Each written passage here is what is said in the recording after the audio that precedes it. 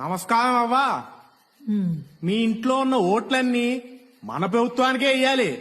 నేను తప్ప మా ఇంట్లో ఎవరూ మిగల్లేదయ్యా. ఓన్లే మిగిలిన ఒక్కోటైనా సరే నాకే వెయ్యాలి నువ్వు. ముందుసారి ఒక్క ఛాన్స్ అంటే ఇంటెల 10 ఓట్లు మీకే వేశాం. మద్యపాన నిషేధం అని పిచ్చి ముందో పురుగుల మందో అమ్మారు. అది దాగిన నా మొగుణ్ణి ఆసుపత్రికి తీసుకెళ్తే ఆరోగ్యశ్రీ పథకం అవ్వదని చెప్పారు.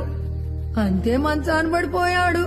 మా పెద్దోడు తాపీ పని చేసేటోడు. ఈ ప్రభుత్వం ఇసుకను ఆపేస్తే పని లేక పని కోసం పక్క రాష్ట్రానికి వెళ్ళాడు.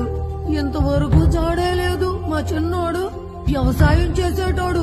ఏ పంట వేయాలో ఈ ప్రభుత్వమే చెప్పి ధర స్థిరీకరణ అని గిట్టుబాటు ధర లేకుండా చేస్తే అప్పులు పాలై ఊరేసుకుని చచ్చిపోయాడు. అయినా కొడుకు పోతే బీమా వస్తుంది అవ్వా.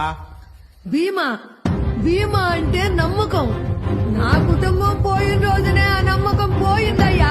నాకు తలగొరువు పెట్టవలసిన వారి సాగునే నేను చూడవలసి వచ్చింది. ఇక డబ్బంటావా? ఇదిగో తీసుకొని నా పోయిన కుటుంబాన్ని నాకు ఇవ్వగలవా? ఇదిగో నీ మనోడు భవిష్యత్తు గురించి ఆలోచించి ఈ ఒక్కసారి మళ్ళీ మన ప్రభుత్వం కోటి అంతా బాగుంటది. ఒక్కసారి నమ్మి కోల్పోయింది చాలు.